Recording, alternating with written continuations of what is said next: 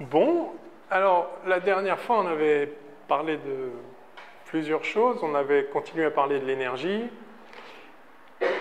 On avait fini sur l'entropie, je crois. On avait abordé la notion d'entropie.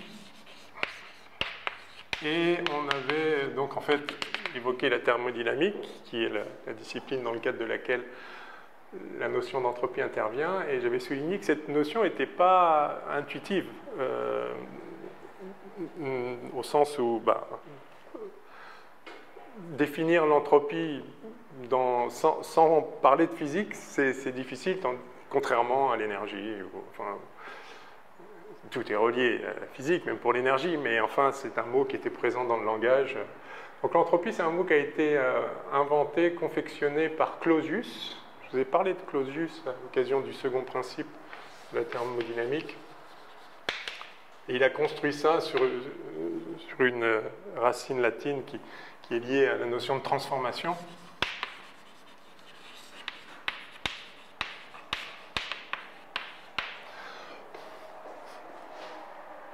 Et on a vu que l'énergie était quelque chose qui intervenait dans le cadre aussi des transformations des systèmes. On a vu que l'énergie pouvait exister sous différentes formes. On en avait mentionné pas mal, sous une forme mécanique. C'est comme ça qu'on l'a introduite avec la notion de travail. J'essaie de résumer un peu. On avait donc, ça c'est... Vous vous rappelez que le travail, c'est l'action d'une force, enfin c'est associé à l'action d'une force et d'un déplacement. C'est essentiellement la force multipliée par le déplacement, avec un produit scalaire, de sorte que ce n'est que la composante de la force dans la direction du déplacement qui compte, ou que la direction, ou que le déplacement dans la direction de la force, enfin soit la force dans la direction du déplacement, soit le déplacement dans la direction de la force, donc ce qui est la direction commune. Il y avait le travail, on avait identifié toujours côté mécanique l'énergie cinétique liée à la vitesse d'un corps, et puis l'énergie, ce qu'on avait appelé potentielle, qui est une énergie qui est liée à la configuration, qui n'est pas liée au mouvement des particules, ça c'est la partie cinétique, donc liée au mouvement, mais c'est la partie qui est liée à la configuration du système, c'est-à-dire les positions relatives des systèmes, enfin des constituants les uns par rapport aux autres. Par exemple, donc l'énergie potentielle de pesanteur liée au fait que deux corps ont une certaine distance, enfin une certaine masse et une certaine distance relative. Ça peut être la configuration d'un ressort, ça peut être la configuration d'un système. Donc c'est-à-dire qu'encore une fois, qui n'est pas lié à sa dynamique, à son mouvement.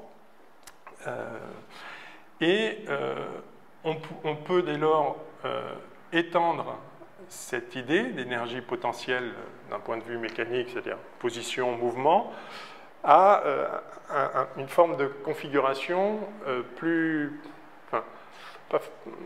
moins visible à notre échelle, qui était en quelque sorte la configuration chimique.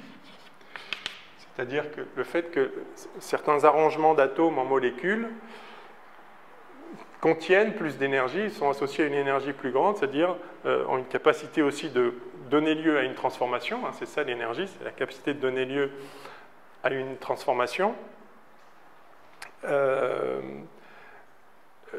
Étant entendu néanmoins que l'énergie, c'est précisément ce qui se transforme, ce qui ne change pas dans une transformation. Donc il y avait cette idée de conservation de l'énergie,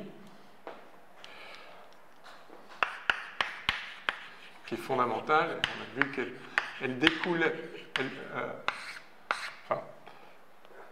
à notre échelle, cette conservation de l'énergie n'est pas vraie en toutes circonstances.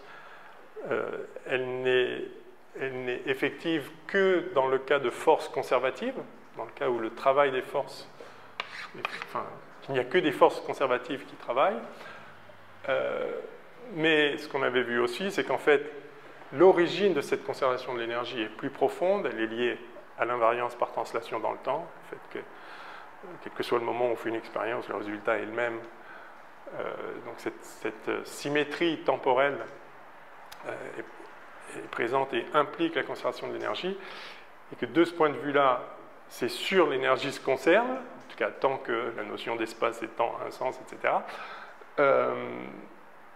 Et donc, si à notre échelle, il semble que de l'énergie disparaisse, en fait, ou apparaisse d'ailleurs, c'est qu'elle vient d'une autre échelle. Donc, on avait pris l'exemple des frottements où il y a de l'énergie macroscopique qui est présente dans le mouvement et puis elle disparaît. En fait, elle ne disparaît pas. Elle se retrouve sous une forme différente qui, en l'occurrence, est essentiellement de la chaleur.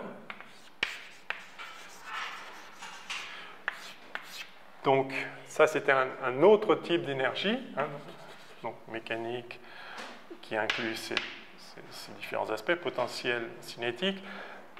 L'énergie de configuration, il y a l'énergie chimique. Et puis, on a parlé donc de la chaleur. Si vous... Alors, dans cette énergie chimique, comme je disais, donc, la configuration de la matière à l'échelle atomique, à l'échelle moléculaire, c'est-à-dire configuration d'atomes, vous faites bien la distinction entre atomes, molécules, tout ça, hein, d'accord. Donc certains arrangements d'atomes en molécules contiennent plus d'énergie potentiellement que d'autres, et donc il peut y avoir des transformations chimiques qui ont l'air de faire apparaître de l'énergie. De même que ça a l'air de faire disparaître de l'énergie à notre échelle. En fait, si vous allumez une bougie, ça va chauffer, ça va mettre de l'air en mouvement, vous avez l'impression que vous faites apparaître de l'énergie. En fait, elle vient d'une transformation chimique. Vous partez d'une configuration moléculaire qui a une certaine énergie, de la cire, ou un litre d'essence, si vous pensez à un moteur à essence. Vous faites une transformation chimique et vous retrouvez avec des molécules qui ont moins d'énergie. Et donc la différence d'énergie, comme l'énergie se conserve, est libérée et vous pouvez récupérer une partie pour faire du mouvement, ou pour chauffer, ou pour faire ce que vous voulez.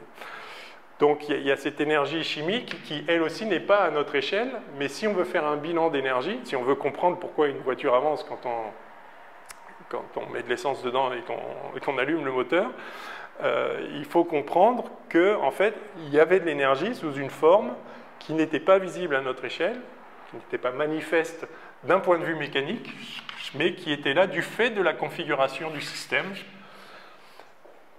Et lors de la transformation, l'énergie s'est conservée. Donc il y a ces différents aspects. Il y a aussi de l'énergie sous forme de rayonnement.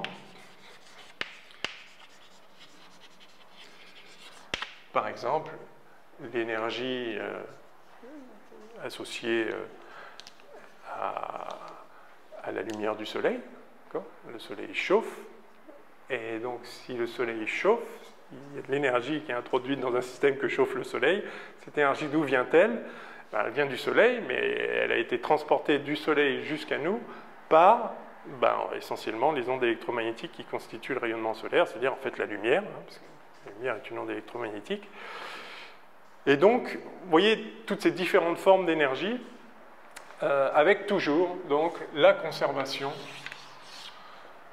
numérique, quantitative de l'énergie. Donc il y a différentes échelles, chimique, chaleur, ça c'est de l'énergie qu'on ne voit pas à notre échelle, mais dont on a fini par comprendre qu'elle était là. On a vu l'expérience de Joule qui permet de faire un équivalent entre l'énergie sous forme de chaleur et l'énergie macroscopique visible à notre échelle. Et donc il y a des transformations de l'une à l'autre. Peut-être on pourra revenir sur ces formes de transformation, parce que dire que l'énergie se conserve, ça implique qu'on ne peut pas produire d'énergie. Quand on parle de production d'énergie dans le langage commun, c'est un des grands défis de l'humanité, comment produire de l'énergie, et maintenant comment le faire sans trop détraquer l'environnement, sachant qu'on est nombreux sur la planète et que ça commence à se voir. quand on dit qu'on produit de l'énergie, non, on ne produit pas de l'énergie. On prend de l'énergie sous une forme et on la met sous une autre forme. Quoi qu'on fasse, l'énergie se conserve. Donc on pourra revenir là-dessus. Mais donc, à notre échelle, ce qu'on voit, c'est que de temps en temps, de l'énergie disparaît. Ok, elle passe dans une autre échelle, mais à notre échelle, elle disparaît. Et étrangement, peut-être, enfin, l'inverse ne se produit jamais. C'est-à-dire qu'on ne peut pas, on avait discuté, c'est comme ça qu'on avait commencé à introduire l'entropie, on ne peut pas passer de la chaleur au mouvement. Alors, plus exactement, si, on peut, bien sûr, c'est le principe d'un moteur thermique, mais on ne peut pas transformer intégralement l'énergie sous forme de chaleur en énergie sous forme macroscopique. Et en étudiant ces problèmes-là, en essayant d'augmenter les rendements justement des machines thermiques et en butant sur le fait qu'il semble y avoir des limitations qui sont fondamentales, les physiciens, essentiellement au XIXe siècle, ont découvert cette propriété fondamentale qui est que, en quelque sorte, toutes les formes d'énergie ne se valent pas, et que certaines transformations qui sont possibles en principe, qui sont autorisées par les lois de la physique et qui sont possibles au sens où ça ne viole pas la loi de conservation de l'énergie, donc rien n'interdit qu'une certaine transformation ait lieu, en pratique elle ne se produit jamais, spontanément. Le corps là qui vient de s'arrêter ne se remet jamais à bouger spontanément. Et donc on avait évoqué le fait qu'il y avait un aspect statistique derrière, qu'on a compris plus tard, à la fin du XIXe siècle, vers la fin du XIXe siècle, avec Boltzmann, je cite Boltzmann,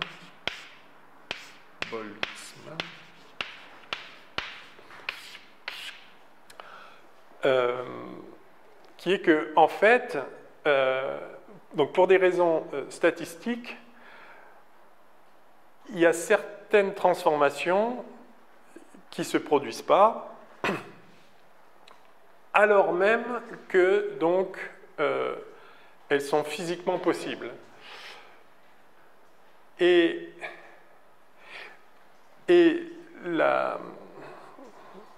ce qui est potentiellement problématique, c'est que, par contre, les lois de la physique sont réversibles. C'est donc ça qu'il faut que j'en parle, les lois de la physique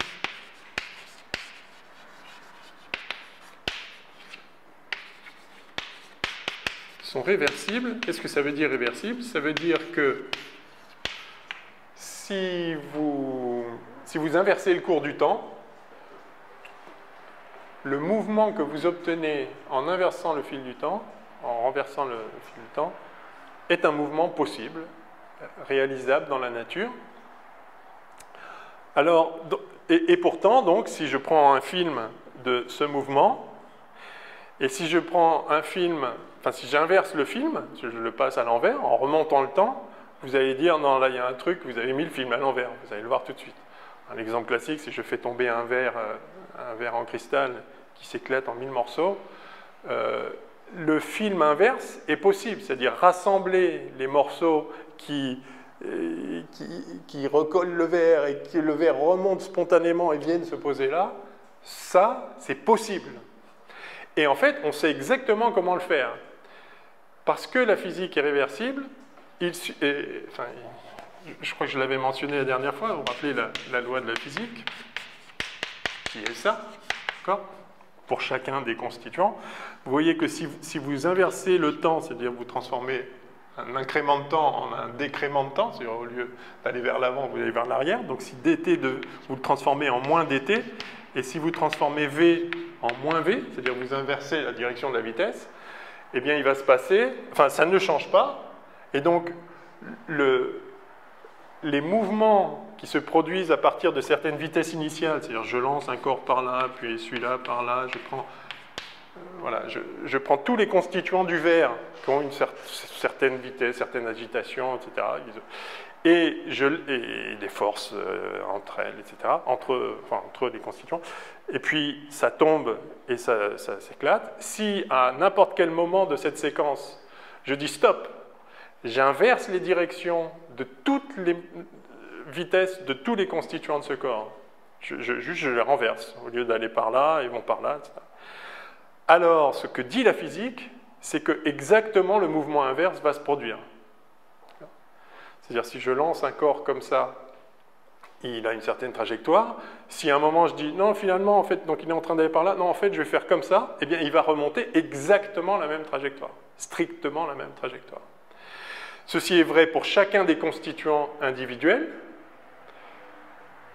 c'est vrai pour le système, et donc, si le verre s'étant éclaté, alors évidemment, ça a chauffé un peu le truc dessous, ça a envoyé un truc par là, ça a modifié plein de choses, ça fait vibrer l'air, parce qu'on l'a entendu, ça fait vibrer l'air, etc. Si à un moment donné, tout ce qui a pu être influencé par ce verre, je renverse le mouvement des molécules. Donc par exemple l'onde sonore qui a été produite, il y a des petites molécules qui bougent, qui se propagent, qui font une pression, qui entraînent les suivantes, etc. Mais à un moment, je fiche tout et je dis stop, je prends mes petits doigts et je renverse la vitesse de chacune des molécules. À ce moment-là, l'onde sonore va se mettre à converger. Tous les morceaux de verre éparpillés, j'ai inversé de chacune des constituants, j'ai inversé la vitesse. Eh bien, ils vont se recoller effectivement et le verre va ressurgir et arriver sur la table. C'est vrai, ceci, en tout cas d'après la physique, ceci est juste un fait rationnel. Si j'arrive à retourner toutes les particules, ça va se produire. Mais ça, c'est purement théorique. Alors, qu'est-ce que vous appelez purement théorique? Dans le sens où, en fait, quand vous décrivez ce phénomène, j'ai l'impression que vous évoquiez des formules derrière, et que finalement, en fait, c'est inverser les formules qui fait qu'on va reconstituer la scène. Alors non, c'est pas inverser les formules, c'est garder justement les mêmes formules, les mêmes lois de la physique, c'est inverser les conditions initiales. C'est-à-dire, la loi de la physique elle-même, oui, c'est quelque chose que je n'ai pas dit, c'est important. Cette loi, prenons le cas simple, je lance un corps et il a un certain mouvement. Mais si je le lance autrement, il a un autre mouvement. Puis si je le lance encore autrement, il a encore... Voilà. Donc, mais c'est la même loi. Ça, c'est la loi. Alors, qu'est-ce qui détermine quel va être le mouvement? Puisqu'ils obéissent tous à la même... Tous ces mouvements obéissent à la même loi. Ce qui détermine ce qui va se passer, c'est ce qu'on appelle les conditions initiales.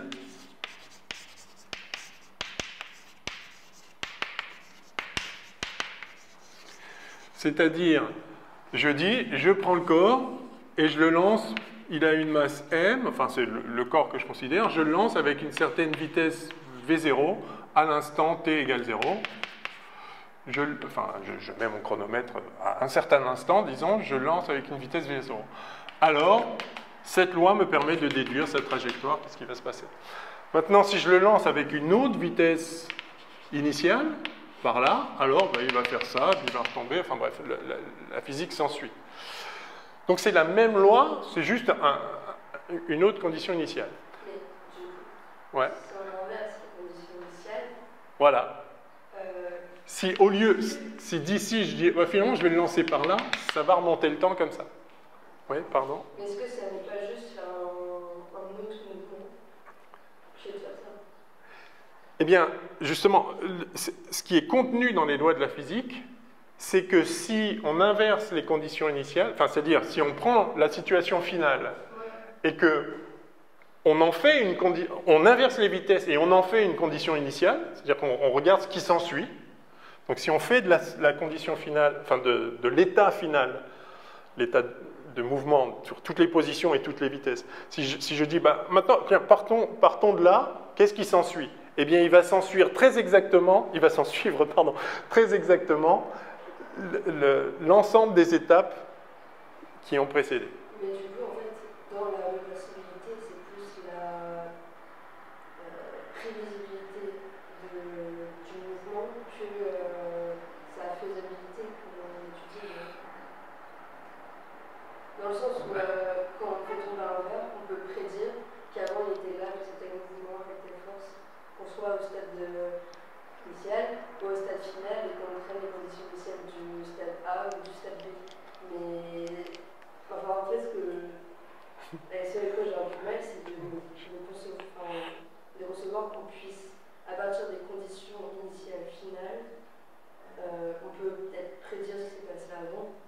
le refaire. Bah, si on pouvait... Le problème, et tout est là, c'est un problème statistique, le problème, c'est qu'il y a tellement de constituants que ça va être difficile. Tiens, si je lance une balle comme ça, par là, je suis, mettons, voilà, à un certain moment, elle est en train d'aller par là comme ça.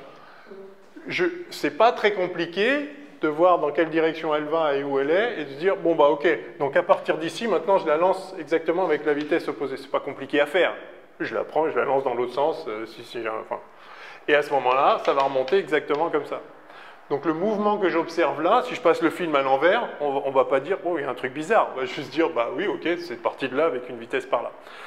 Dans le cas du verre, il y a tellement de constituants que ça va être compliqué de dire celui-là je le mets par là, celui-là je le mets par là, l'air qui est en train de vibrer, chacune des molécules je les inverse, etc. Ça va être compliqué à faire. Mais ce que nous disent les lois de la physique, c'est que toute situation physique est parfaitement réversible et que si effectivement je le faisais, alors le verre se reconstituerait et viendrait sauter sur la table.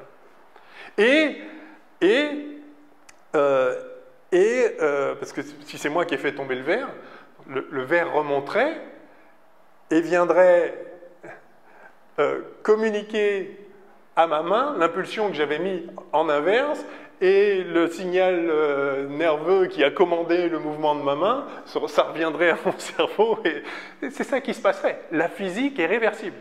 C'est... Ouais. Dans le cas du verre, parce que nous, il tombe dans ce sens-là parce qu'il y a la gravité. Ouais. Donc il y a une force qui s'effectue et il s'éclate parce qu'il y a la force de réaction du sol, etc. Ouais. Mais je vois pas comment, en donnant un mouvement à toutes les particules du verre qui sont là-haut, on peut recréer en ce sens-là. Eh ben si, juste... Ça veut dire que la gravité, il faudrait qu'elle aille vers le haut si le verre remonte. Oui, mais rappelez-vous, l'énergie se conserve. Et donc il n'y a pas de problème. Certes, quand le verre tombe, il y a de l'énergie qui est donnée au verre par la force qui travaille, la force de pesanteur, mais cette énergie n'est pas perdue. Et donc en fait, quand les choses... Vous inversez les vitesses, donc il y a de l'énergie cinétique dans le système, et en fait, elle arrive et il sauterait. Mais il sauterait pas en prenant de l'énergie de nulle part, en prenant l'énergie de tout ce qui est venu converger et qui avait de l'énergie. De même que, enfin, si je fais ça, là, en fait, là, j'ai donné du mouvement aux constituants élémentaires. Si j'inverse le mouvement de chacune de ces molécules, elles vont revenir converger, elles vont pousser le corps. Elles vont pousser, en fait, c'est juste, pour chacune des molécules, c'est exactement ça. Elle suit sa trajectoire inverse. Et tout se combine pour reconstituer le mouvement. Évidemment, on ne l'a jamais vu, mais ce que dit la physique, c'est que, de même que si je filme ce mouvement et que je passe le film à l'envers, bah oui, c'est un mouvement possible, il suffit de partir de la bonne condition, et voilà. Et donc, c'est pas choquant, sur une molécule, c'est pas choquant. De même, si je fais ça sur 1 milliard de molécules, et que je passe le film à l'envers,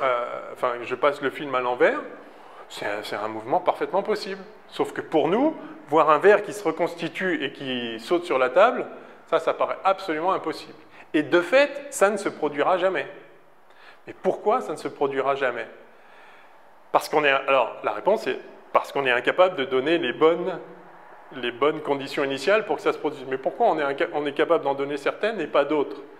C'est qu'en fait, c'est justement là qu'intervient la notion d'entropie.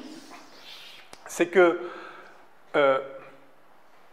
parmi toutes les configurations possibles des molécules de l'air de la pièce et des constituants du verre, éclatés par terre, ou toutes les configurations possibles de l'ensemble de ces constituants, la configuration spécifique qui va faire rassembler tous ces constituants et le faire sauter sur la table, ça c'est une configuration, elle existe, et encore une fois, si je la réalisais, ça ferait le job, mais cette configuration, c'est une parmi énormément d'autres possibles. En fait, il y a plusieurs configurations possibles qui pourraient faire remonter le verre sur la table. Mais c'en est très peu par rapport à l'ensemble infiniment plus vaste encore, enfin infiniment entre guillemets, mais gigantesquement plus vaste encore, de configurations pour lesquelles ça ne va pas du tout se passer comme ça. Quand je dis il y a plein de configurations qui permettent de faire remonter le verre, je peux le démontrer très facilement. Il suffit que je fasse tomber le verre 50 milliards de fois, et je vais avoir 50 milliards de situations différentes, disons 15 secondes après. Chacune de ces configurations où un verre, final de la chute du verre, chacune de ces configurations, si je les inverse, toutes elles vont faire remonter le verre, puisque toutes elles viennent d'une situation où il y avait le verre en haut.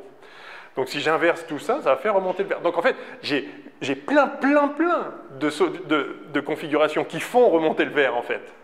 Alors comment ça se fait que j'arrive pas à en faire une, parce qu'il y en a tellement? Ben oui, mais c'est qu'il y en a encore tellement plus qui ne font pas remonter le verre, que la probabilité que spontanément je tombe sur une de ces configurations-là qui ferait remonter le verre, elle est essentiellement nulle. Alors elle n'est pas strictement nulle, puisqu'il y a des configurations possibles, mais elle est tellement faible qu'en pratique, j'ai aucune chance de tomber sur une, spontanément. Sauf si je la fabrique, on va dire, mais comment je vais la fabriquer? D'abord, il faudrait que je sache laquelle c'est, et c'est essentiellement pas possible. Alors une façon de savoir laquelle c'est par exemple, je fais une expérience, je fais tomber le verre, et puis je regarde les vitesses de chacun des constituants, et du coup, je sais ce qu'il faut faire, il faut les inverser. Mais comment je vais faire? Il y a des centaines de milliards de molécules impliquées. Je ne peux même pas les mesurer. Et donc, en fait, alors là, c'est encore un autre aspect, c'est que si jamais je voulais les mesurer, il faudrait que... en fait, il faudrait que je mette en œuvre un processus qui lui-même ne peut pas se produire spontanément et donc impliquerait lui aussi une augmentation de l'entropie. Alors, je parle d'augmentation de l'entropie, je n'ai pas encore précisé vraiment ce dont il s'agit. Donc, l'entropie, je vous l'ai dit la dernière fois, en fait, enfin, avant de donner la clé, je l'ai donnée la dernière fois, je vais la redonner, mais donc, pendant tout le 19e siècle, enfin, disons, pendant le développement de la thermodynamique et quand on a commencé à comprendre ça, en particulier Clausius, Carnot, enfin je ne sais pas pendant tout le 19e siècle, en fait c'est pendant un petit moment, je pense que je ne suis pas très fort en histoire des sciences, mais enfin c'est plutôt la première moitié du 19e siècle, les gens ont réussi à formaliser cet effet manifeste qu'il y a certaines transformations qui sont irréversibles, alors que les lois de la physique sont réversibles. Certaines transformations sont irréversibles, au sens où la transformation inverse ne se produit pas.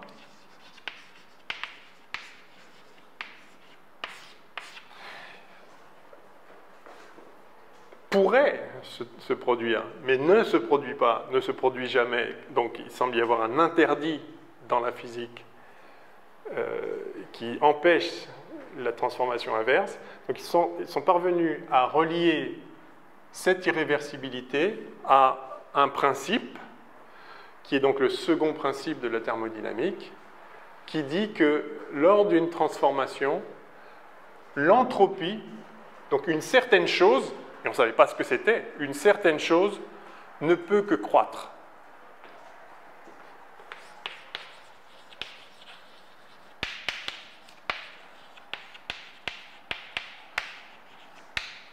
Alors qu'est-ce que l'entropie?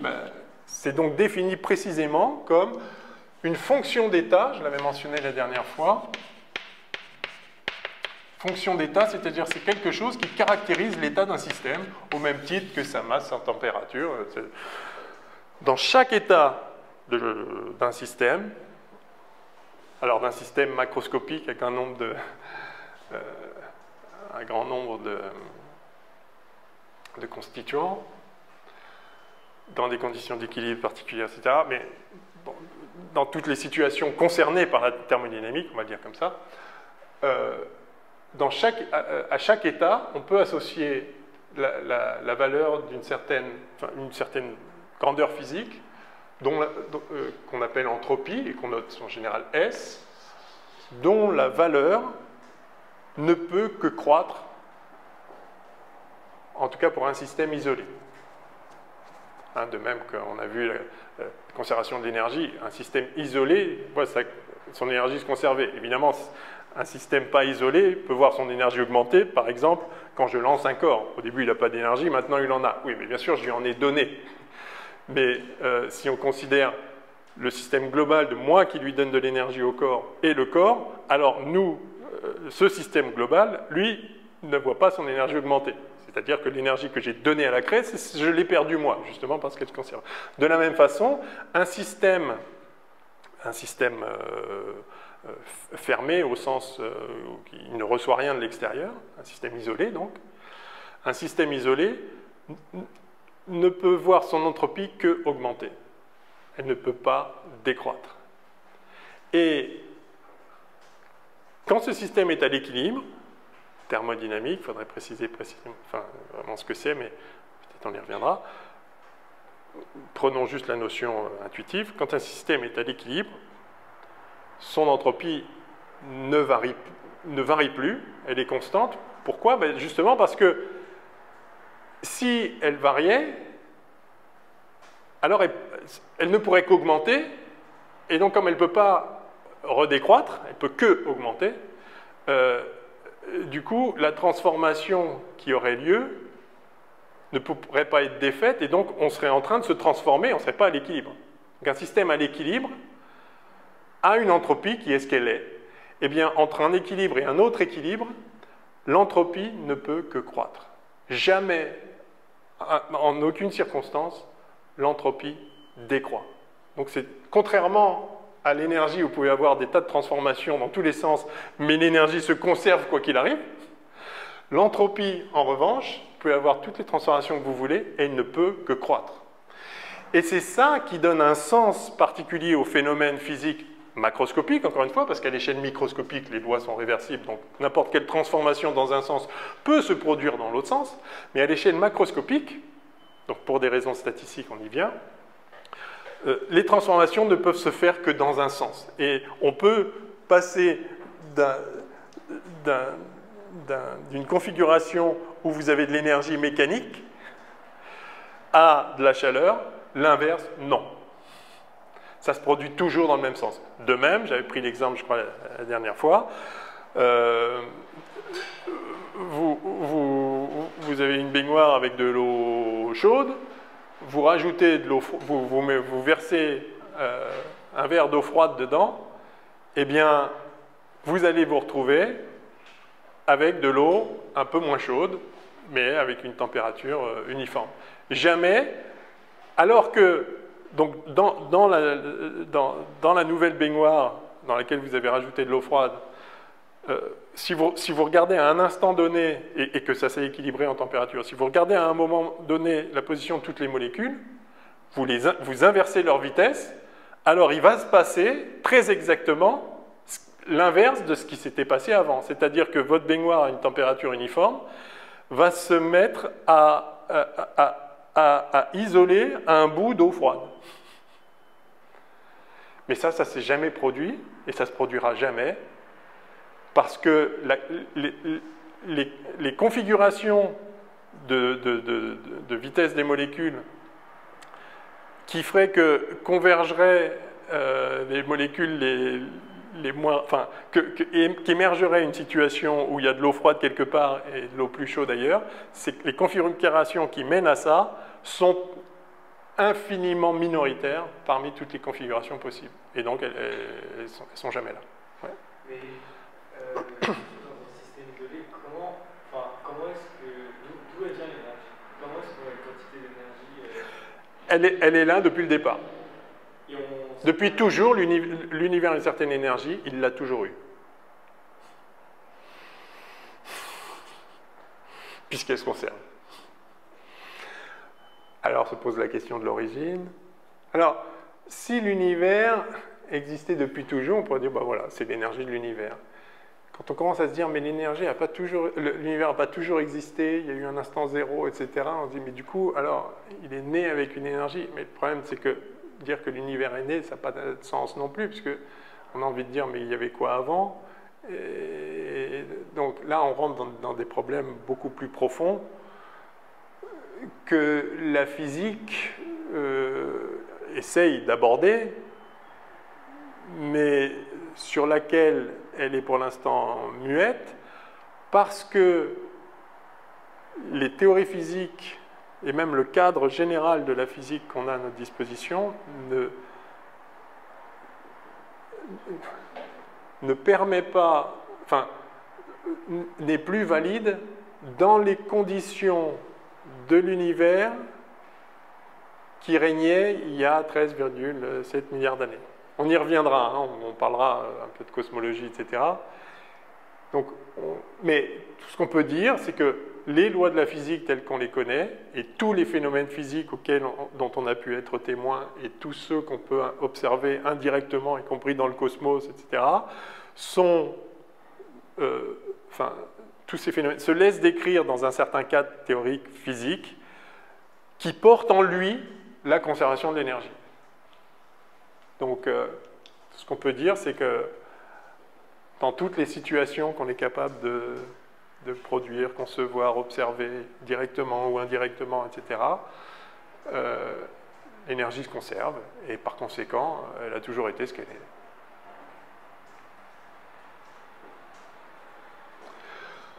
est. Donc j'en reviens à cette idée de transformation irréversible. Oui, donc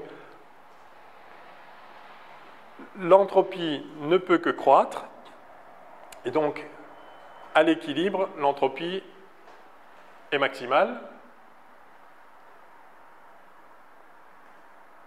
Enfin, en tout cas, elle est constante. Et oui, si c'est vraiment à l'équilibre, c'est-à-dire que ça ne va pas évoluer davantage, oui, en fait, elle est maximale. Est-ce que ça en découle directement? Oui, alors c'est un peu une autre idée, c'est-à-dire que si elle pouvait augmenter, elle le ferait, oui, elle le ferait spontanément en fait. Oui. Excusez-moi. Stop.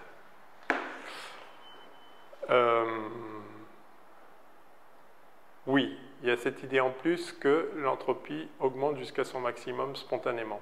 Alors, on va voir pourquoi. Ok, donc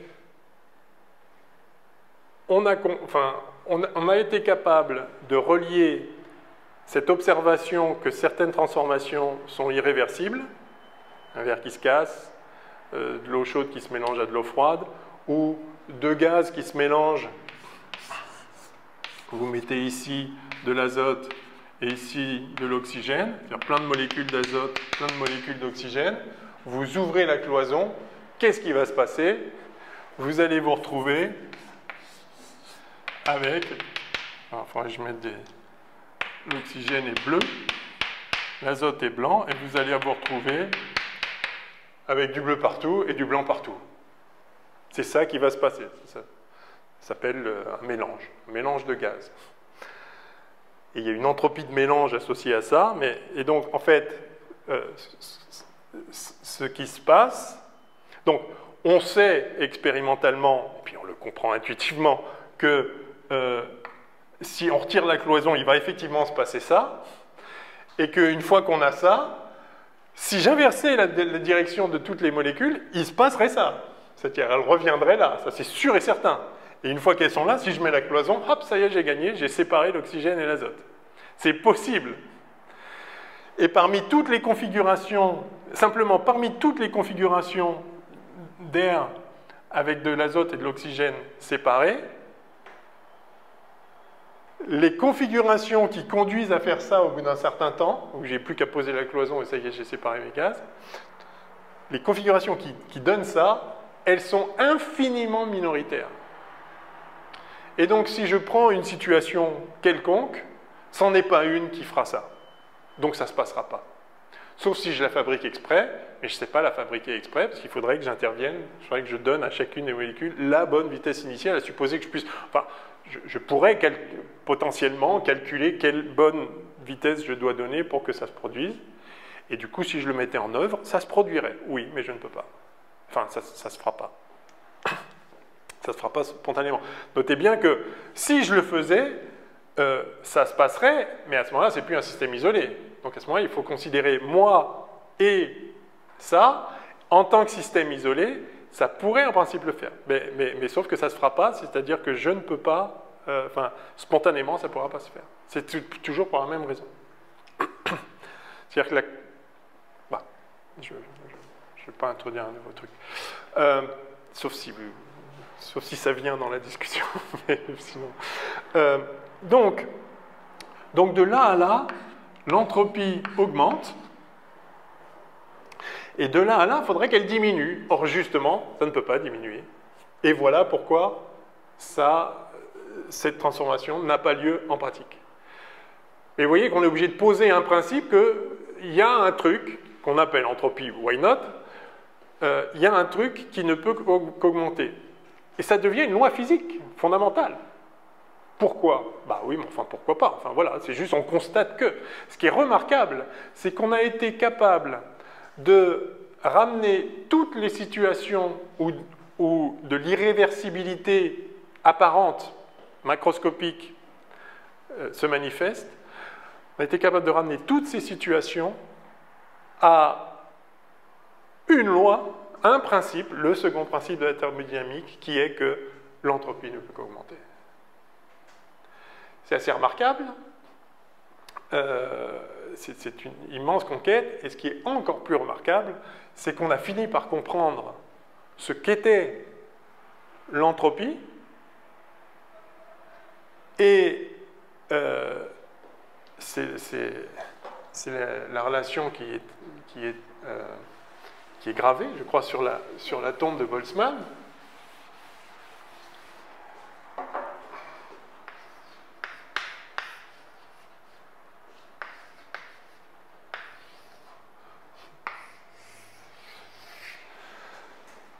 Si vous regardez sur le web, je suis sûr que vous allez trouver cette inscription gravée. Alors maintenant, on a KB ici, la constante de Boltzmann, ça c'est un nombre, peu importe, c'est une question d'unité, ça n'a aucune importance, ça pourrait être 1, c'est juste un nombre.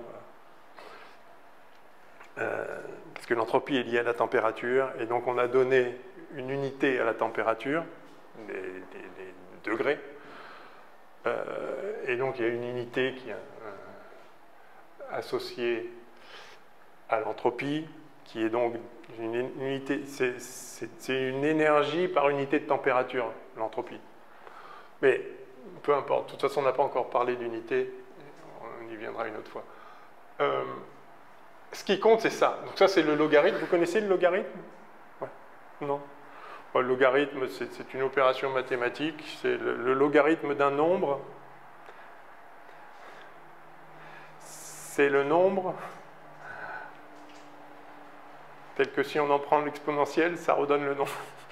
Oh, c'est pas grave. Voilà.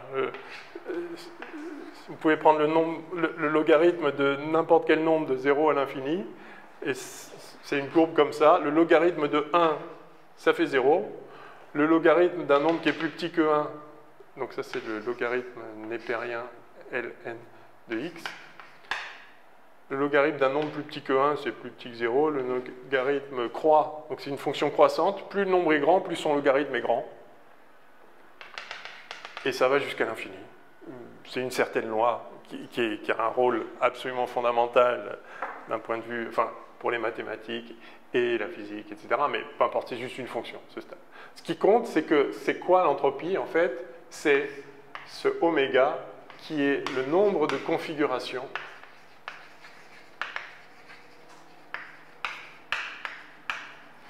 microscopiques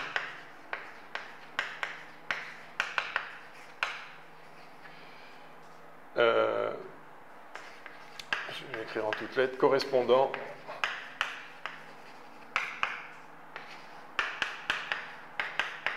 à l'état macroscopique considéré.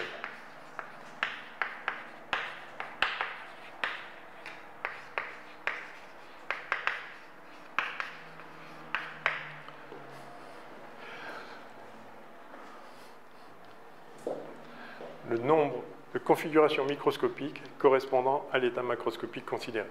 Quand je vous ai dit ici, je passe de la configuration où il y a toutes les molécules d'azote à gauche, toutes les molécules d'oxygène à droite, à une configuration où elles sont partout. Mais en fait, quelle configuration où elles sont partout? Ça veut dire qu'il y en a partout. C'est-à-dire, en fait, il y a plein de façons différentes d'en mettre un peu partout. Cette molécule-là particulière, cette bleue-là, en fait, elle pourrait être là. Puis celle-là, elle pourrait effectivement être là, mais au lieu d'aller par là, elle pourrait aller par là, etc. Donc, il y a plein de façons différentes de faire quelque chose qui, de notre point de vue, serait pareil. C'est-à-dire que l'air dans cette pièce, il est le même qu'il y a 10 minutes. Et il est le même qu'il sera dans 1 heure. Sauf si j'ouvre la fenêtre, etc. Mais enfin, là, j'ai l'impression que je suis à l'équilibre, et c'est vrai, l'air de la pièce est à l'équilibre, mais en fait, il se passe plein de choses. C'est juste que tout ce qui se passe ne change rien des propriétés macroscopiques, ne change rien à la température, ne change rien à la pression que l'air exerce sur chacun des constituants de la pièce, ne change rien à la densité de particules, à combien il y a de particules dans 1 cm3. C'est-à-dire, si vous isolez là-dedans un petit centimètre cube, combien il y a de particules là-dedans? En fait, chaque configuration, ça va être différent. Mais en moyenne, dès lors que vous prenez un volume suffisamment grand, il y a peut-être, disons, 122 000 milliards de particules. Là, maintenant, il n'y en a plus 122 000 milliards, il y en a 122 000 milliards 50. Et puis là, maintenant, il y a 121 900 millions, etc. Ok, ça varie un peu, mais en fait, ça ne change rien. C'est la même situation. Et donc, ce qu'on appelle l'entropie, c'est le nombre de configurations différentes qui ne changent rien, qui donnent le même état. Donc, cette situation-là, cette situation d'équilibre où les gaz sont mélangés, correspond à un certain nombre de configurations, oméga mélangé. Bon, note oméga, pourquoi pas, enfin, c'est un nombre de configurations qui sont indistinguables macroscopiquement. D'accord? C'est ça que ça veut dire. Évidemment, il y en a beaucoup, beaucoup, beaucoup. Et si vous regardez le nombre de configurations avec toutes les molécules d'azote d'un côté et toutes les molécules d'oxygène de l'autre côté, il y en a aussi plein, évidemment. Vous pouvez réorganiser à votre guise toutes les molécules là-dedans, et puis toutes les molécules là-dedans séparément. Ça fait plein de configurations. Et le produit des deux, ça vous donne le nombre de configurations totales de non mélangées. Ça, c'est absolument colossal. Mais ça, c'est colossalement plus grand que absolument colossal. Donc, si vous avez une situation donnée, si je vous dis juste il y a des molécules d'azote et des molécules d'oxygène dans la pièce, vous pouvez me prédire sans l'ombre d'un doute qu'on est dans cette situation-là. Parce qu'il faudrait vraiment un coup de chance incroyable pour tomber sur la fraction absolument infime de configuration, on est comme ça, plutôt que comme ça. Et si on est dans cette configuration-là, jamais on va remonter à une configuration comme ça, parce que parmi toutes les configurations comme ça, celles qui évoluent vers une configuration comme ça sont totalement négligeables. Totalement négligeables. Pourtant, il y en a. Il y en a et vous ne les distingueriez pas. Distingueriez pas, pardon. Excusez-moi. Vous ne les distingueriez pas, les configurations de gaz mélangés qui feraient que dans 10 minutes, les molécules seraient séparées. Donc c'est possible qu'en fait, là, dans 10 minutes, toutes les molécules d'azote seront là-bas et toutes les molécules d'oxygène seront là. Ouf, on ne va pas mourir. Si on était là-bas, du coup, on ne pourrait plus respirer. C'est possible que le gaz, là, en fait, ce soit l'une de ces rares, enfin, rares. Il y a plein, encore une fois, il y en a plein, mais il y en a beaucoup moins que d'autres types de configurations. Donc il se peut qu'en fait, un jour, ça se produise et qu'effectivement, le gaz dans la pièce, là, se mette à se séparer. Juste, statistiquement, c'est tellement improbable que affirmer ça ne se produira pas, c'est légitime. C'est-à-dire, ça ne sera pas pris en défaut. Ça pourrait l'être, et peut-être un jour ça le sera, mais un jour quand? Quelle est la probabilité que ça se produise dans le prochain milliard d'années? Eh bien, une chance sur 1 milliard, 2 milliards, dans le prochain milliard d'années. Donc dans les 10 prochaines minutes, non, ça ne va pas se produire. C'est ça. Bien que ce soit possible. Et uniquement pour des raisons statistiques. C'est que la probabilité qu'on soit dans un état qui conduirait à ça, elle n'est pas nulle, mais en pratique, si. Et notez bien d'ailleurs que, quand bien même on serait dans une situation qui va donner ça, donc dans 10 minutes, il y a toutes les molécules d'azote là et toutes les molécules d'oxygène là. C'est quoi la suite du processus? Parce qu'elle continue à évoluer au hasard. Enfin, au hasard, c'est pas au hasard, c'est en suivant les lois de la physique, mais si je change un tout petit peu, ça va donner encore autre chose. Donc, à notre échelle, il se passe ce qui se passe, c'est imprédictible, c'est ça qu'on appelle le hasard. Ça ne veut pas dire que c'est pas déterminé, ça veut dire que je suis incapable de dire ce qui va se passer. Donc, pour nous, ça va se produire au hasard. Donc, admettons qu'on soit dans une situation où dans 10 minutes, c'est séparé. Qu'est-ce qui va se passer dans les 10 minutes suivantes? Elles vont se remélanger. Juste parce que ça continue à évoluer, la probabilité, alors là c'est encore pire, qu'on reste spontanément dans une situation où elles sont toutes là, et à chaque fois qu'il y en a une qui veut aller par là, non, il y a justement une molécule d'oxygène qui vient taper pile, ce qui fait qu'elle rebondit, et qu'elle se retrouve, l'oxygène est ramené chez les oxygènes et l'azote chez l'azote. Ça n'arrivera pas. Donc, voilà pourquoi, en fait, non seulement... Enfin, voilà pourquoi je disais que l'entropie ne peut qu'augmenter, mais en fait, à l'équilibre, l'entropie est maximale. Parce que justement, les choses évoluent et vous allez retrouver dans un système pour lequel, justement, le nombre de configurations qui donnent le même état est maximum. D'accord? Si dans un chapeau, vous avez 2 boules bleues, 3 boules rouges et 500 milliards de boules jaunes, et que vous prenez une boule au hasard, d'après vous, elle va être de quelle couleur? Évidemment, elle va être jaune. Elle va être jaune, point. Vous pouvez le refaire 1 milliard de fois, elle sera encore jaune. C'est juste comme ça. Elle sera jaune. Elle aurait pu être bleue, oui, mais elle sera jaune. Mais est-ce qu'on peut faire de la métaphysique?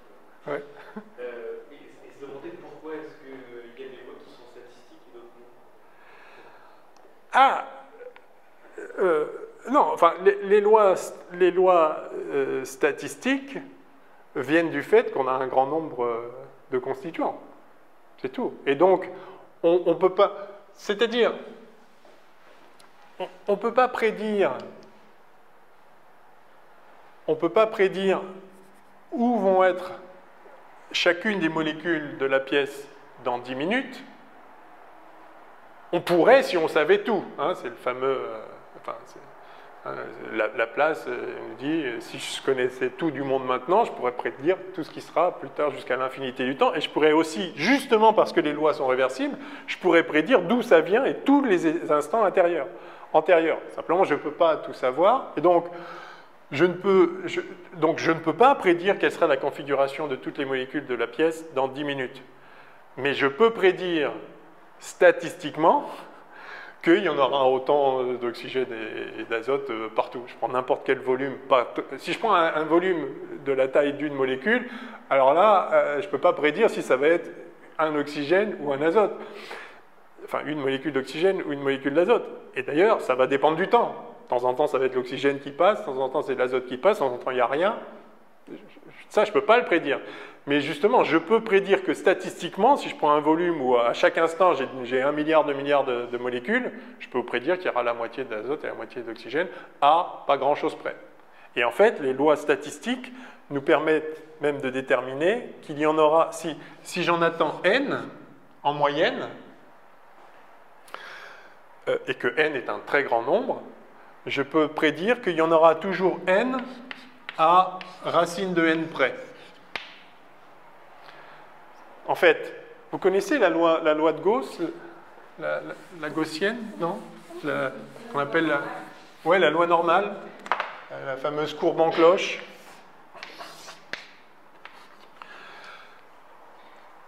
Vous avez une pièce de monnaie et vous tirez à pile ou face. Vous tirez, on va dire, 1 milliard de fois.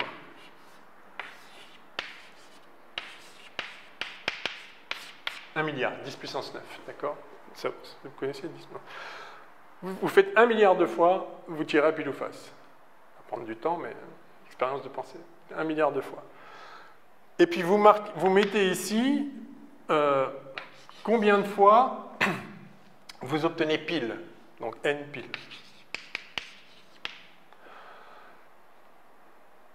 Et à chaque fois que vous obtenez un certain résultat, vous comptez 1. Alors, je vais vous le représenter. Donc, vous faites ça... Attendez, 1 milliard de... Oui, 1 milliard de fois. Ah, pardon, non, oui, pardon. Vous tirez à pile ou face 1 milliard de fois. Et vous répétez l'opération 1 milliard de fois. D'accord? Ou 100 milliards de fois, on va dire ça. Donc ça, c'est l'opération. L'opération, c'est 1 milliard de tirages. Et on le fait 100 milliards de fois.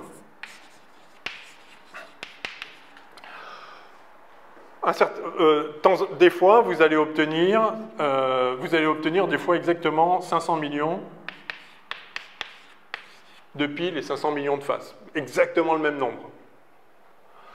Ça va se produire un certain nombre de fois sur les 100 milliards de fois. Des fois, vous allez obtenir un peu plus de piles que de faces. Donc, vous aurez un nombre de piles, vous aurez un nombre de piles un peu plus grand. Des fois, vous allez avoir plein de piles, parce que juste le hasard. Donc, de temps en temps, vous allez avoir plein de piles. De temps en temps, vous allez avoir moins de piles que la moitié. Ça, c'est la moitié. Et si vous tracez le nombre de fois que vous avez chacun des résultats au cours des 100 milliards de fois que vous faites l'expérience, vous allez obtenir ça. À peu près. Qui est la loi de Gauss, une exponentielle de moins un truc au carré, bref, peu importe, vous allez obtenir une certaine loi qui s'appelle la loi normale. C'est une loi statistique dont on démontre mathématiquement quelle est la loi limite de n'importe quel processus aléatoire.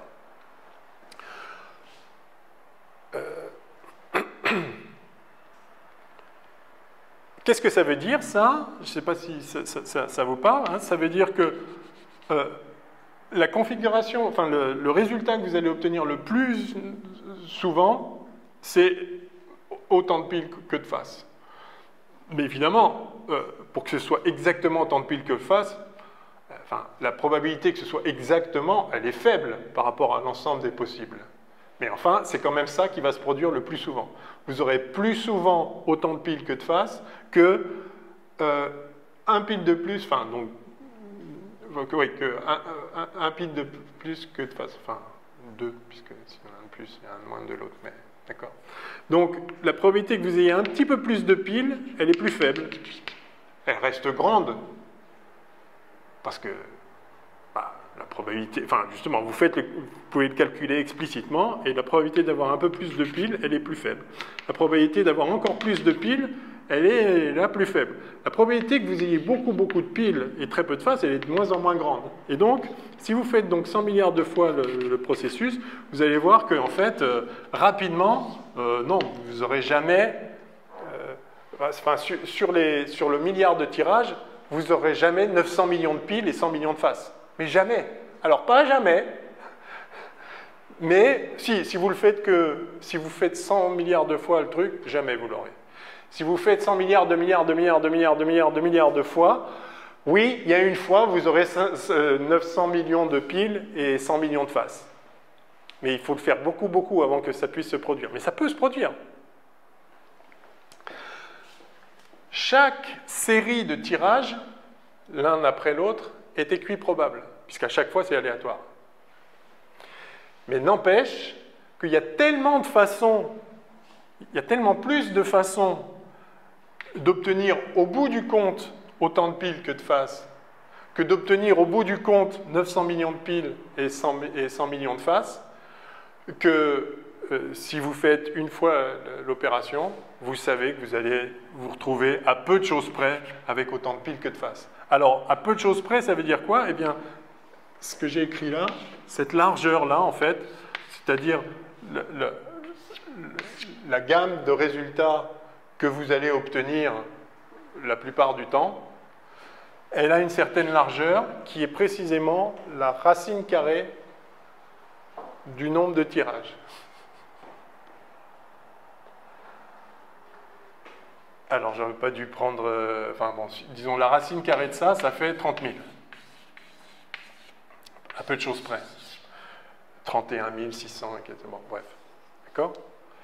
Donc, en fait, vous allez obtenir 500 millions de piles, 500 millions de faces à 30 000 près. Alors, 30 000, c'est beaucoup. Oui, c'est beaucoup, mais comparé au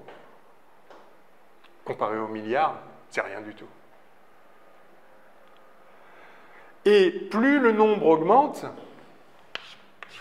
plus la différence entre l'écart que vous pouvez avoir à la valeur moyenne et la valeur moyenne est petit. Parce que l'écart entre ça et ça, enfin, l'écart croît, mais l'écart relatif, l'écart divisé par la moyenne,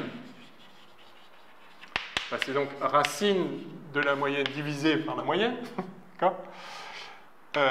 Ça, vous voyez que c'est 1 sur la racine carrée du nombre. Et ça décroît monstrueusement. Donc l'écart relatif, là, c'est 1 sur 30 000. Donc seulement une fois sur 30 000, vous allez vous retrouver à plus que 30 000 d'écart sur votre tirage.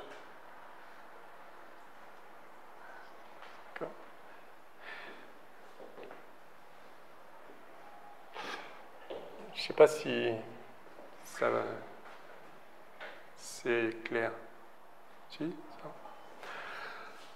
Donc,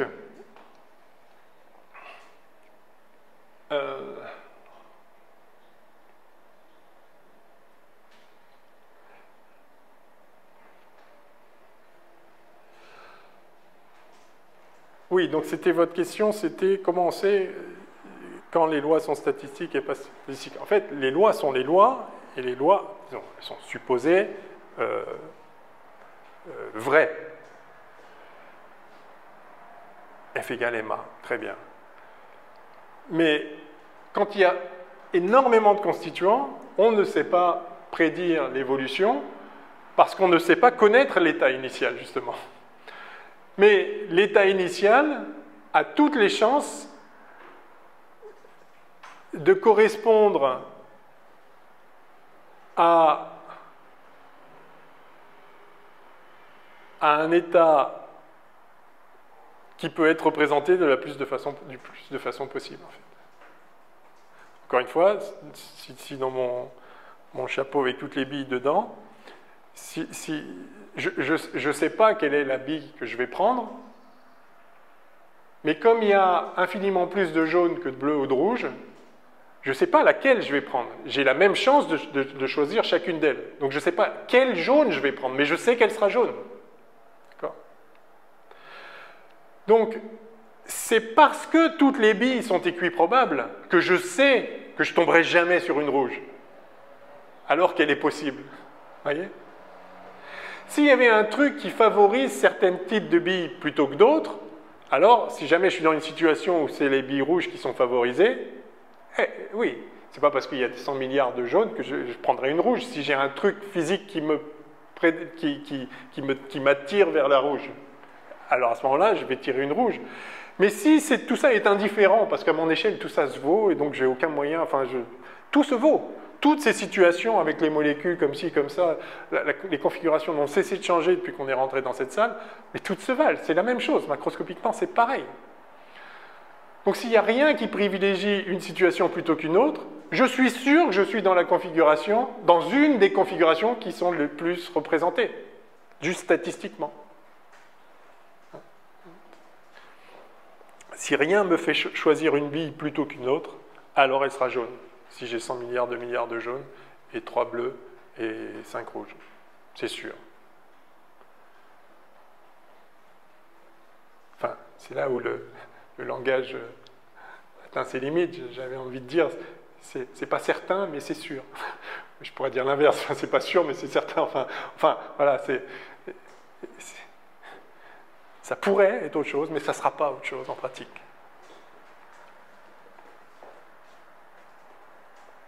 Et donc, quand vous avez le gaz de cette pièce, ne se répartira pas spontanément en azote d'un côté et oxygène de l'autre.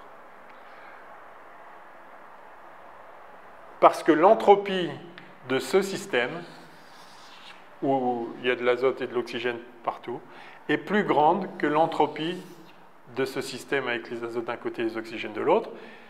Et ça veut dire quoi? Maintenant donc qu'on sait ce que c'est que l'entropie, ce que je viens de dire, que l'entropie ici est plus grande que là, ce n'est rien d'autre que dire qu'il y a plus de configurations comme ça que comme ça. Mais vastement plus. S'il y avait 5 molécules,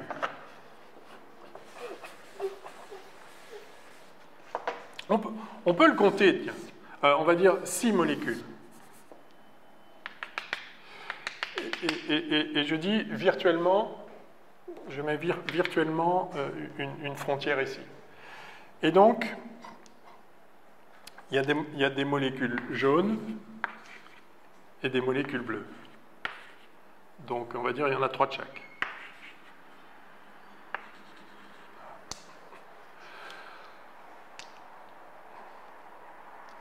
Combien y a-t-il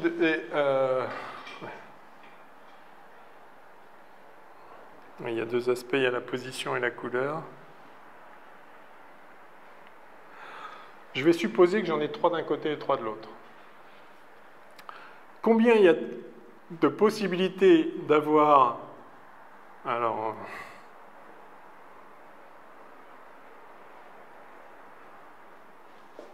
je vais en mettre 4.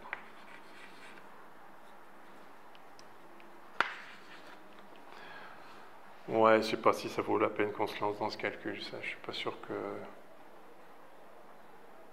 Je vais juste dire, il est très facile de calculer, si je vous dis, il y en a donc au total, il y en a 4 bleus, 4 rouges, 4 jaunes, et je considère des configurations où il y en a 4 à gauche et 4 à droite. Combien il y a de possibilités pour qu'il y en ait 2 jaunes à gauche, 2 jaunes à droite, et donc 2 bleus à gauche, 2 bleus à droite? Il peut y avoir...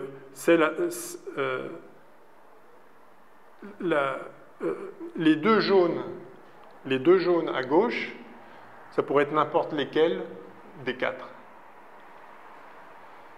Et donc combien il y a de façons différentes de choisir 2 molécules parmi 4? Parce que je peux prendre n'importe lesquelles, je mets les 2 là, n'importe lesquelles, je mets... Combien il y a de façons possibles de choisir 2 molécules au hasard parmi 4? Donc j'en ai 1, 2, 3, voilà, j'ai 4 objets. Je pourrais prendre la 1 et la 2. Je pourrais prendre la 1 et la 3. Je pourrais prendre la 2 et la 3, la 1 et la 4 aussi. Je pourrais prendre la 2 et la 3, je pourrais prendre la 2 et la 1, mais j'ai déjà compté. Je pourrais prendre la 2 et la 4, ou bien je pourrais prendre la 3 et la 4. D'accord? Voilà les façons possibles de prendre 2 parmi les 4. Et donc j'en ai une façon, 2 façons, 3 façons, 4 façons, 5 façons, 6 façons. J'ai 6 façons de faire.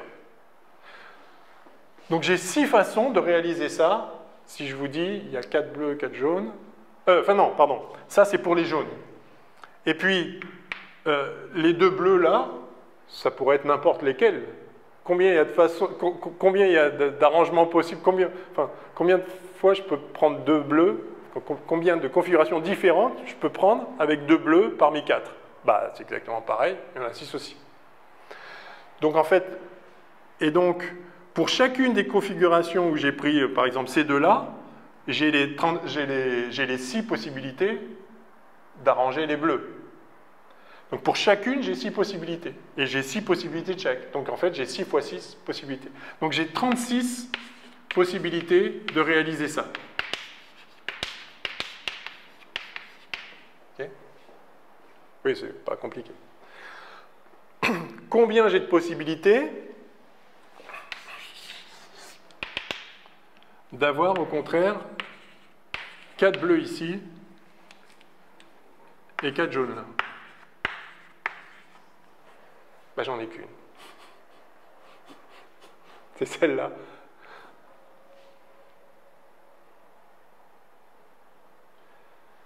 Voilà. Donc, si je vous dis, il y a 4 bleus, il y a 4 jaunes, et il y a 4 à gauche et 4 à droite, et eh bien, si vous me prédisez qu'on va être dans cette situation-là, vous aurez raison une fois sur 36.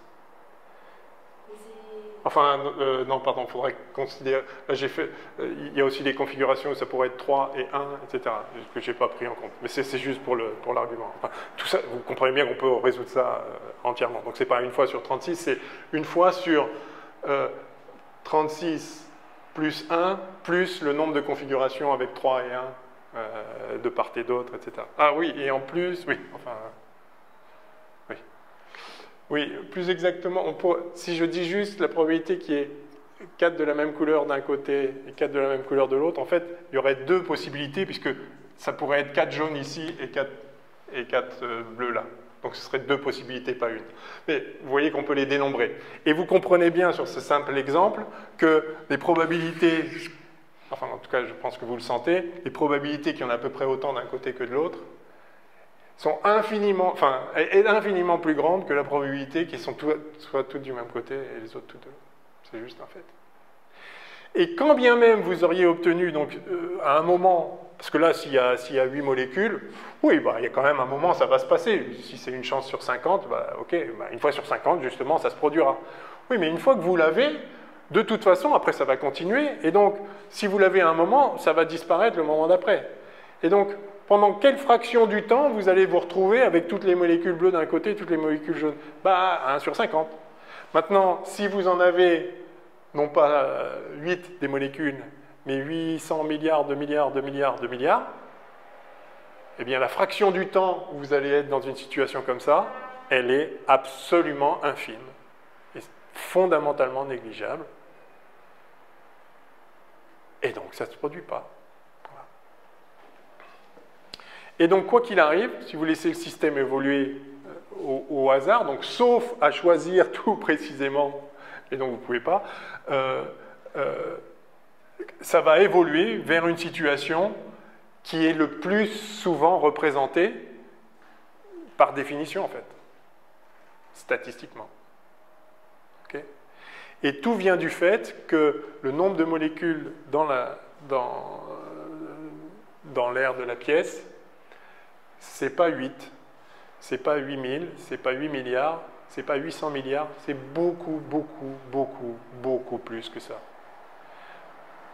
Dans une mole de matière, vous connaissez la notion de mole, non? Une mole.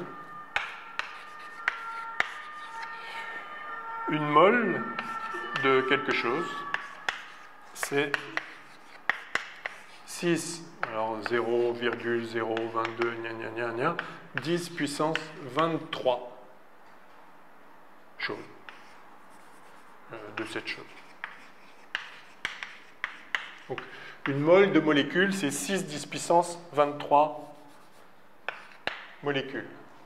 10 puissance 23, c'est donc 23, c'est 9 plus 5, c'est donc 100 000 milliards de milliards. Et une mole, la définition de la mole, enfin, l'ancienne définition de la mole, c'est la quantité d'atomes de carbone 12, dans 12 grammes de carbone.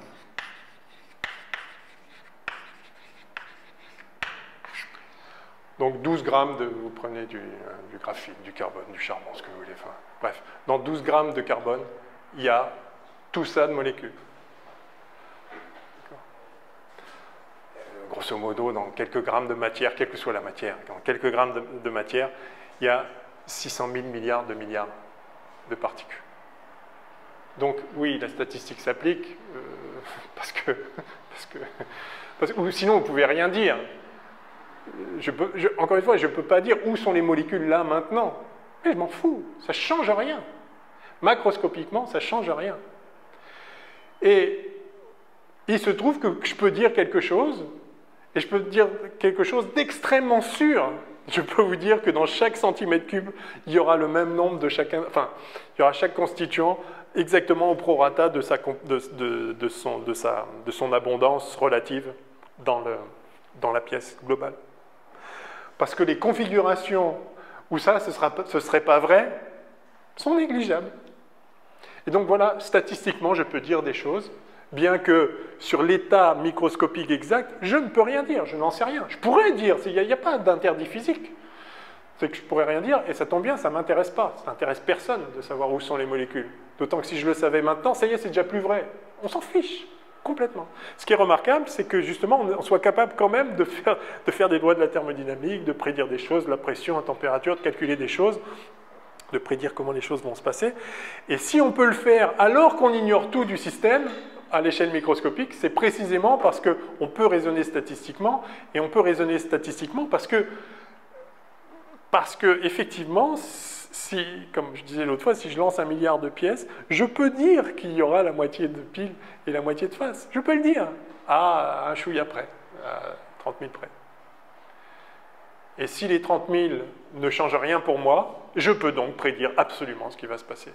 Et en pratique, les 30 000 ne changent rien sur 1 milliard. Alors, a fortiori, donc, le racine de ce nombre-là, on va dire que c'est 10 puissance 24, c'est 10 puissance 12. Donc, la racine de ça, c'est donc 1 million de millions, ou 1000 milliards. C'est beaucoup. Et oui, mais c'est 1 milliard, c'est 1000 milliards de fois plus petit que la moyenne. Et donc, les fluctuations sont négligeables. Tout est là. Il y a tellement de particules à notre échelle que l'écart à ce qui se passe statistiquement en moyenne est toujours nul. En pratique. OK? Alors, quelle heure est-il? Oh! Oh! La notion du temps s'intègre. Là, normalement, je serais reparti dans un autre truc. Alors qu'en fait, on peut peut-être faire une pause maintenant. Vous n'avez pas d'autres questions là-dessus? C'est l'appel de la pause. Ok, on s'arrête alors. Allez, pause.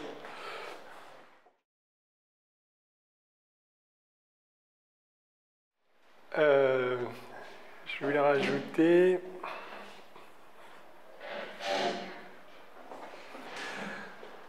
Je voulais souligner l'apparent paradoxe, enfin, paradoxe, c'est apparent, mais je voulais souligner le fait que ça peut paraître troublant qu'on ait quelque chose d'irréversible alors que de macroscopiquement irréversible alors que microscopiquement ça l'est.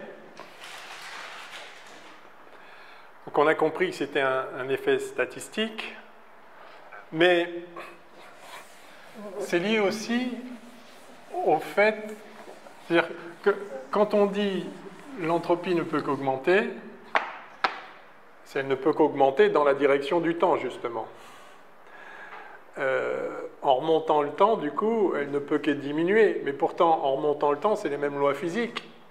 Et donc, si on peut montrer que ça ne peut qu'augmenter dans un sens, on devrait pouvoir montrer que ça ne peut qu'augmenter dans l'autre sens. Oui, mais alors tout dépend justement des conditions initiales. Si vous renversez le cours du temps, les conditions initiales deviennent les conditions finales. Et de fait, si je me mets dans une enceinte avec des molécules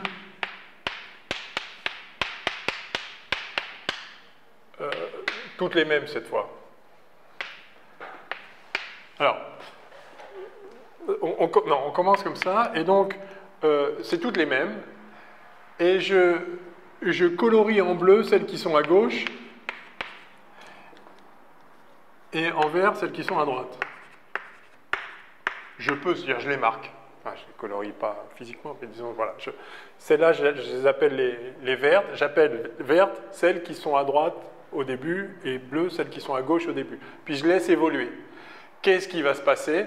Bien évidemment, tout ça va se mélanger, et au bout d'un moment, celle que j'appelais verte, il va y en avoir partout pareil, et celle que j'appelais bleue, il va y en avoir partout pareil. Pourquoi? Parce qu'il y a tellement plus de configurations où ce sera le cas, que la probabilité que je tombe sur une où ce n'est pas le cas, elle est négligeable.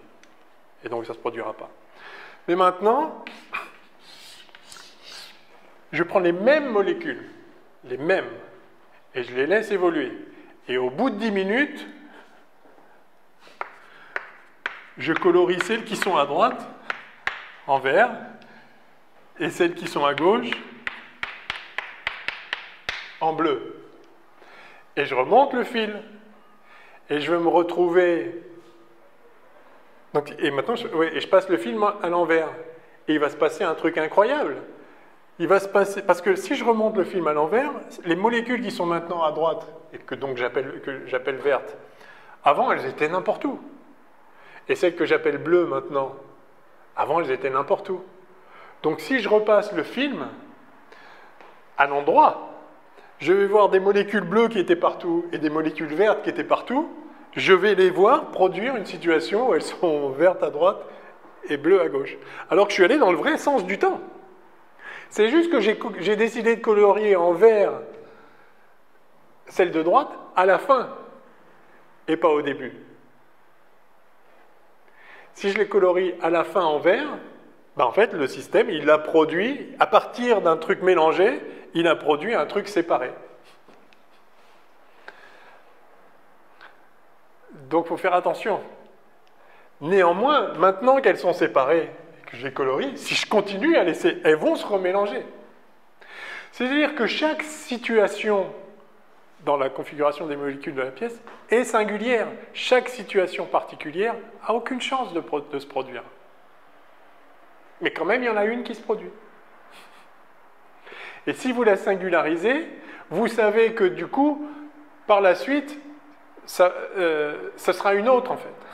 Et ce sera quelle autre? Ce sera une qui correspond à ce qu'il y a de plus probable. Donc dans tous les cas, l'entropie augmente, même si vous décidez d'appeler particules vertes celles qui sont à droite dans 10 minutes, celles qui seront à droite dans 10 minutes et particules bleues celles qui seront à gauche dans 10 minutes, alors vous allez voir que l'entropie diminue.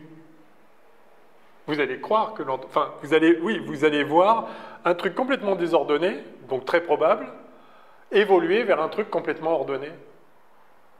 Mais ordonné de quel point de vue? Ordonné du point de vue que vous avez décidé à la fin. Évidemment, vous avez singularisé la condition finale cette fois, enfin la condition au bout de 10 minutes, plutôt que de singulariser votre situation de départ. Et donc, vous voyez qu'il y a un lien aussi avec le fait qu'on peut fabriquer un verre et le poser là et le faire tomber.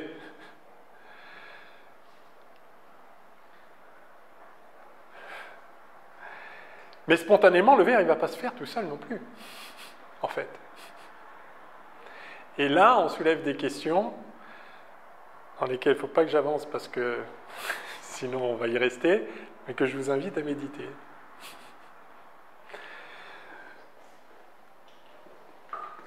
La production d'un système complexe, c'est pour ça que souvent on présente la vie comme un processus négantropique, entropie négative. C'est qu'il y a de l'organisation qui se fait qui a l'air de violer les lois de l'entropie. Parce que normalement, si vous laissez un système évoluer, vous allez vers une situation désordonnée. C'est ce qu'on voit là, parce qu'il y a juste plus de façons d'être désordonné que d'être ordonné. Mais si vous incluez votre système dans un système plus vaste, c'est-à-dire c'est l'entropie globale d'un système doit croître. Mais ça n'empêche pas que, à petite échelle, qu'une partie d'un système global perde de l'entropie, le reste va en gagner. Donc le bilan global, l'évolution spontanée d'un système isolé, comme on le disait, ça ne peut qu'augmenter. De même que l'énergie d'un système, elle est forcément constante. Ça ne veut pas dire qu'on ne peut pas donner de l'énergie à un système. Il faut juste en prendre ailleurs. Pareil pour l'entropie. L'entropie totale d'un système isolé, ça ne peut qu'augmenter. Ça ne veut pas dire qu'il ne peut pas y avoir des régions où l'entropie diminue. Il faut juste qu'on en produire plus ailleurs. Et donc, ces questions de transfert d'entropie, alors, elles sont complexes et tout n'est pas... il n'y a pas des consensus sur toutes les questions associées à ça, je vais le dire comme ça. Mais c'est des sujets philosophiquement très riches, parce qu'il y a un lien aussi avec l'acquisition de connaissances,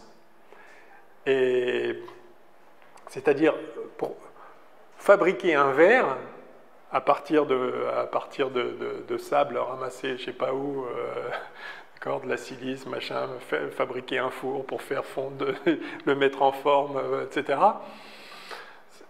On a l'impression que c'est un processus qui est hautement non spontané. On voit bien qu'il y a besoin d'une connaissance, d'une intelligence, d'une intention même derrière pour arriver à fabriquer un verre.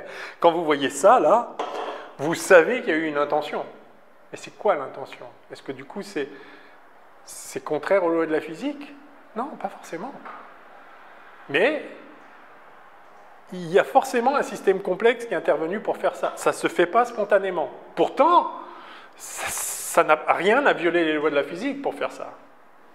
Donc là, on soulève des questions très profondes, très intéressantes, que je vous laisse méditer. J'ai évidemment mes propres points de vue sur la question, mais il n'y a pas forcément de consensus sur ces choses-là. Et je pense que c'est plus utile que vous méditiez sur ces questions. C'est des réflexions qui sont très riches, en fait. Très, très riches. Juste pour nourrir éventuellement cette réflexion, sachez que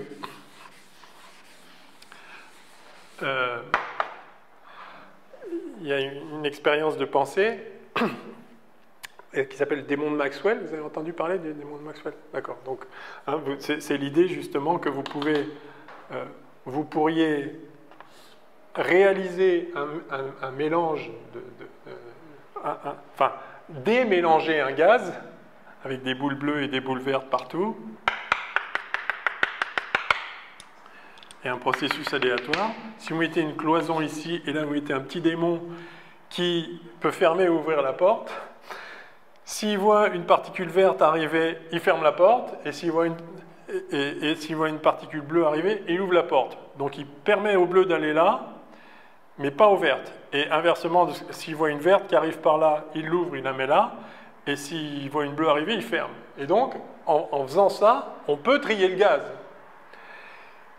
Et donc, le démon peut violer l'entropie, l'augmentation de l'entropie, parce que du coup, il va produire une situation qui est beaucoup moins probable, avec toutes les vertes d'un côté et toutes les bleues de l'autre. Et donc, est-ce que ça viole le second principe? Grande question, philosophiquement débattue pendant très longtemps. En principe, la réponse est non. Mais pourtant, qu'est-ce qui empêche c'est un démon, mais ça peut être n'importe lequel d'entre nous. On regarde, si c'est une bleue, on ferme. Si c'est une rouge, c'est une verte, on ouvre. Oui, mais il faut acquérir de la connaissance. Enfin, il y a un processus qui doit m'informer que c'est une bleue qui arrive. Ce processus, c'est quoi? Il faut que j'en prenne connaissance, il y a des choses dans mon cerveau, etc. Et en fait, du coup, il y a un mécanisme physique associé. Est-ce que ce mécanisme ne produit pas plus d'entropie que ce que je vais gagner en séparant les gaz? Eh bien, normalement, oui. Et la réponse est oui. Et l'argument est que oui. En fait, parce que globalement, c'est un système isolé et l'entropie va augmenter, point. Est-ce qu'il y a des brèches? Est-ce qu'il y a des failles dans ce raisonnement? Sachant que c'est qu'un raisonnement statistique, est-ce que quand la connaissance intervient, il y a des choses qui du coup, est-ce que ça introduit quelque chose de nouveau dans le système? Toutes ces questions ne sont pas forcément entièrement consensuelles, même si physiquement, les lois de la physique sont formelles sur ce point, et la statistique, c'est la statistique. Mais c'est ce genre de questions, comme le libre arbitre, qui n'est pas d'ailleurs étranger à cette question, c'est-à-dire est-ce que je peux décider de faire quelque chose, par exemple, c'est-à-dire de faire tomber le verre, par exemple, est-ce que c'est spontané? Si je dis je fais tomber le verre, est-ce que c'est spontané? En fait, moi j'ai décidé de faire tomber. Oui, mais ça veut dire quoi décider? Il y a des processus qui ont conduit à ce que j'étende le bras et que je fasse tomber le verre. Est-ce que eux, ils sont. Enfin, est-ce qu'il y a quelque part, à un moment, il y a quelque chose qui intervient qui n'est pas justement descriptif dans la physique? Est-ce que les libres arbitres existent pour de vrai, ou est-ce que c'est un effet qu'on a l'impression qu'on a décidé? Qu'est-ce que ça veut dire d'ailleurs se rendre compte de quelque chose? Qu'est-ce que ça veut dire être conscient? Bon, vous voyez que là, on met tout de suite le pied dans quelque chose. On peut dire non, non, tout ça, il n'y a rien. Et on peut aussi dire l'inverse. Comment trancher? On voit bien qu'on est sur la brèche de quelque chose. Le problème de la conscience, comme on l'avait dit, je crois, au premier cours, il y a un moment, il est présent, il se manifeste. C'est-à-dire que la physique a progressé en objectivant l'ensemble du monde, en essayant de voir tout ce qui pouvait être dit de façon objective, indépendamment de celui qui en parle, de sa perception, etc. Est-ce qu'on peut se mettre d'accord sur un certain nombre de choses? C'est remarquable de voir jusqu'où on est allé comme ça. Est-ce que pour autant, il n'y a pas un moment où on ne doit pas faire face au fait que ce qu'on appelle le monde, c'est un monde perçu, et que donc, si je veux décrire le monde, je vais devoir décrire la perception du monde aussi. Et ça, est-ce que ça peut se faire... Enfin, voilà, quelles sont les limites de cette objectivation?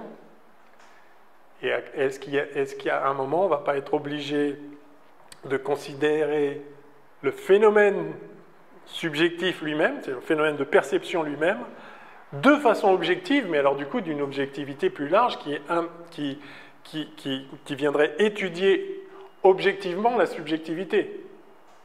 Et est-ce que c'est possible? Enfin bref, là aussi, ça ouvre des questions que la physique n'a pas tranchées, enfin qui sont ouvertes et dont j'avais argumenté, je crois, qu'elles ne peuvent que être ouvertes. C'est-à-dire qu'il y a un moment, il y a une boucle infinie, c'est-à-dire que quand je dis « je perçois »,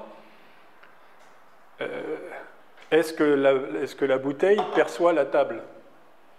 Elles interagissent, d'accord. Qu'est-ce que ça veut dire vraiment percevoir?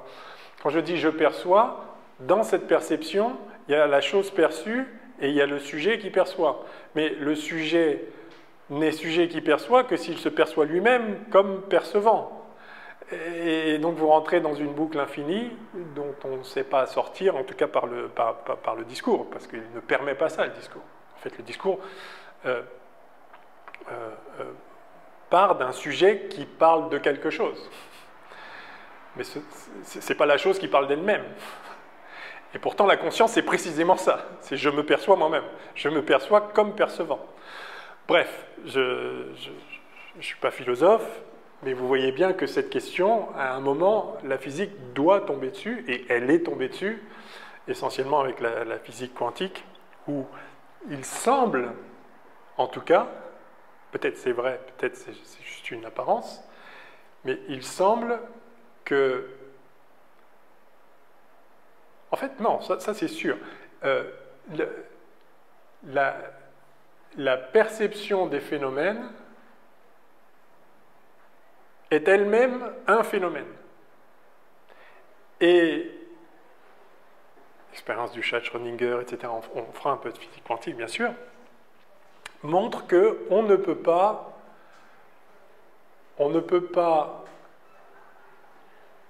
ce fameux problème de la mesure, on ne peut pas parler du résultat d'une mesure, ce qu'on fait tous les jours, sans spécifier ce que c'est une mesure. Et une mesure, ce n'est pas juste l'interaction de deux systèmes.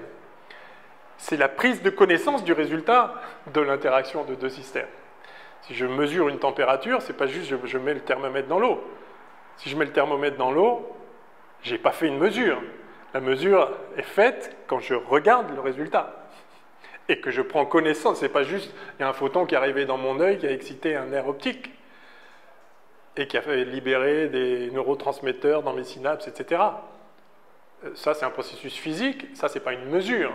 Une mesure, c'est quand j'acquiers, et la question, c'est qu'est-ce que ça veut dire? J'acquiers la connaissance je prends conscience du résultat d'une mesure. Enfin, disons, le résultat de la mesure, c'est cette prise de conscience. Et donc, quand en physique, on dit je fais une mesure, et j'observe tel résultat, et j'attribue le résultat observé à la valeur d'une grandeur physique dans le système que j'ai mesuré, j'introduis quelque chose de plus. Et donc, ça va bien un temps de dire, de tout objectiver et de dire effectivement, les objets, chaque système physique est caractérisé par certaines valeurs des grandeurs physiques pertinentes dans la réalité physique. Est-ce que c'est bien vrai ça, que chaque état du système, chaque état de chaque système est caractérisé par une valeur bien définie, qui est ce qu'elle est, que je peux ignorer, mais qui est ce qu'elle est, de toutes les grandeurs physiques pertinentes pour le système? Est-ce que c'est vrai ça? La physique quantique répond très clairement à la question, non. Les états d'un système ne sont pas tous caractérisés par une valeur bien définie des grandeurs physiques. Pour autant, l'état est bien défini. Et donc, classiquement, il y a l'idée qu'un corps à une certaine masse est à une certaine position et à une certaine vitesse. Et si c'est un corps macroscopique, il a une certaine température. Et si c'est le gaz de la pièce, il a une certaine pression. Voilà des valeurs des grandeurs physiques qu'il concerne. Peut-être que je ne sais pas quelle est la vitesse du corps, mais il a une vitesse qui caractérise son état. Et les lois nous expliquent comment la valeur de cette vitesse évolue dans le temps. Sa dérivée est égale à la force divisée par la masse, par exemple.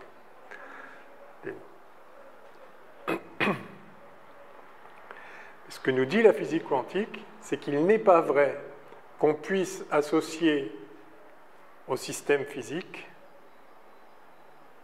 des valeurs bien définies de toutes les grandeurs physiques.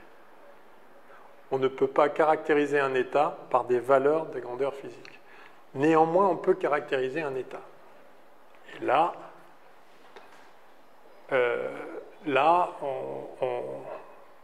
c'est la physique quantique. On rentre dans quelque chose qui est beaucoup plus riche, beaucoup plus intéressant, pas du tout plus compliqué conceptuellement, pas du tout. Et ça, j'insisterai là-dessus.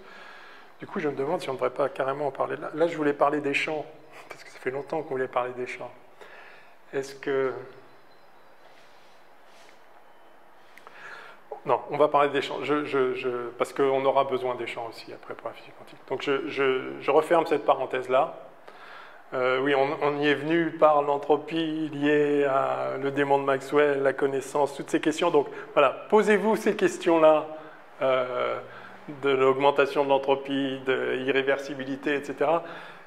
J'ai essayé de vous montrer donc, dans la première partie que